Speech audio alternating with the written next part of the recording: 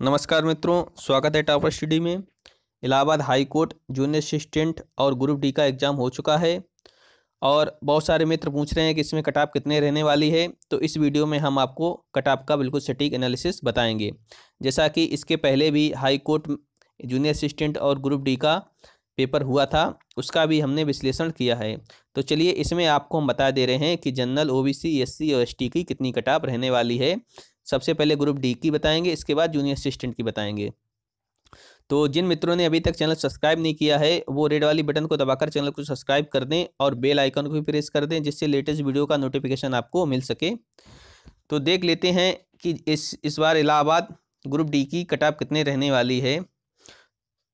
तो मित्रों, group D की जो कट ऑफ रहने वाली है, इसके पहले हम इसका विश्लेषण करें, आपको बताया दे रहे हैं। इसमें 100 प्रश्न पूछे गए थे और जो प्रत्येक प्रश्न था वो 1 अंक का था। तो इस प्रकार इस प्रश्न पत्र का जो पूर्णांक था वो 100 नंबर था। और इसके बाद बात कर लेते हैं, इसमें नेगेटिव मार्किंग नहीं थी, नो नेगेटिव मार्किंग नहीं थी। तो और इसके बाद इसकी कट ऑफ हाई रहने वाली है क्योंकि इसका पेपर बहुत सरल आया था।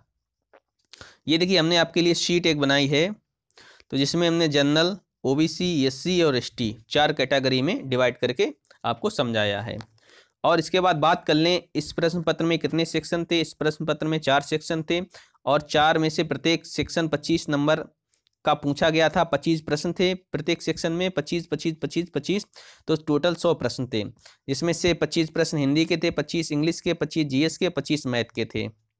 अब हम बात कर लेते हैं सबसे पहले जनरल की। अगर आप जनरल कैटेगरी से बिलोंग कर रहे हैं तो आप इसको एनालिसिस को समझिएगा।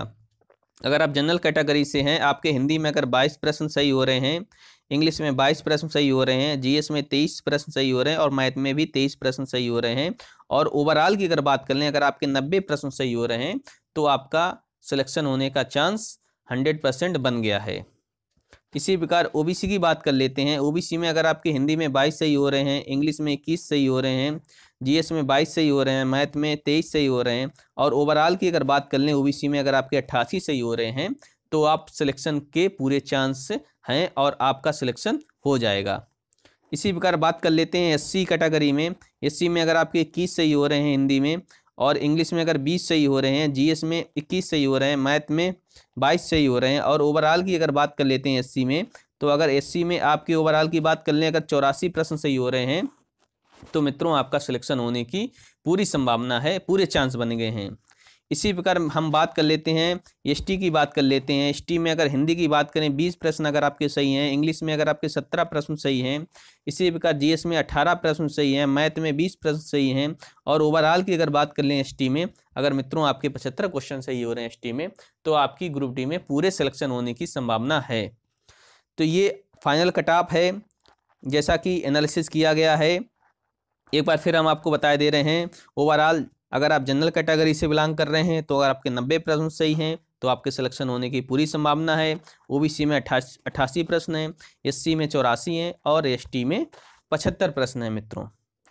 तो ये हमने बात की अभी ग्रुप डी की। अब बात कर लेते हैं जूनियर असिस्टेंट का। जूनियर असिस्टेंट का पेपर जो था, पहले जो पेपर हो चुका था इसके पहले, उसकी तुलना में इस बार का पेपर थोड़ा टफ था पेपर। तो जूनियर असिस्टेंट के लिए हम आपके लिए बता दे रहे हैं, जूनियर असिस्टेंट को भी हमने इसी प्रकार सीट में डिवाइड किया है।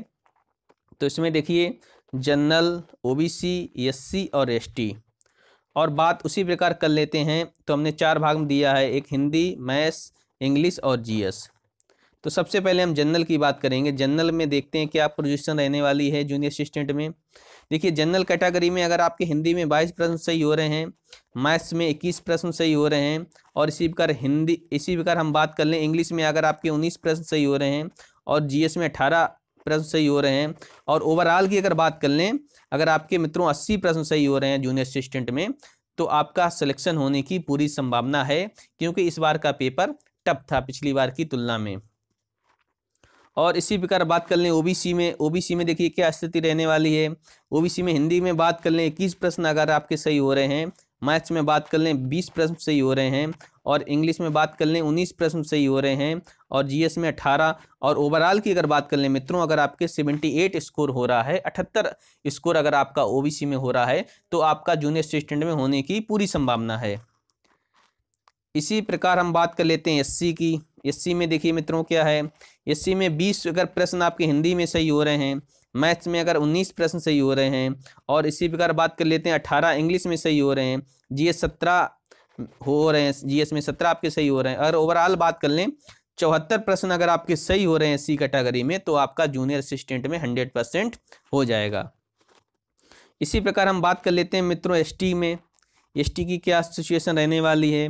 एसटी में बात कर लें, अगर आपके हिंदी में 17 प्रश्न सही हो रहे हैं, और इसके बाद मैथ में 16 प्रश्न सही हो रहे हैं, और इसके बाद इंग्लिश में 17 प्रश्न सही हो रहे हैं, और जीएस में 18 प्रश्न सही हो रहे हैं, और ओवरऑल की अगर बात कर लें 65 अगर आपके प्रश्न एससी कैटेगरी में सही हो रहे हैं, तो आपका इसमें सिलेक्शन होने की पूरी संभावना बन गई है मित्रों। ये इसकी प्रमुख बात है। और साथ में जो जूनियर असिस्टेंट के लिए बहुत सारे मित्र पूछ रहे थे कि इसमें टाइपिंग कब तक आएगी, इसका रिजल्ट कब तक आएगा, तो वो हम आपको अगले वाले वीडियो में बताएंगे कि इसकी टाइपिंग को आपको कैसे तैयारी करनी चाहिए और इसका रिजल्ट आने की कब तक संभावना है। और साथ में हम आपको ये भी बताएंगे कि इसके लिए आपको क्या क्या करना चाहिए कि आपकी टाइपिंग की तैयारी और अच्छे ढंग से हो सके। तो ये प्रमुख वीडियो का एनालिसिस था मित्रों। तो वीडियो कैसा लगा जरूर बताइएगा, वीडियो को लाइक करें और चैनल को जरूर सब्सक्राइब करें। वीडियो देखने के लिए धन्यवाद।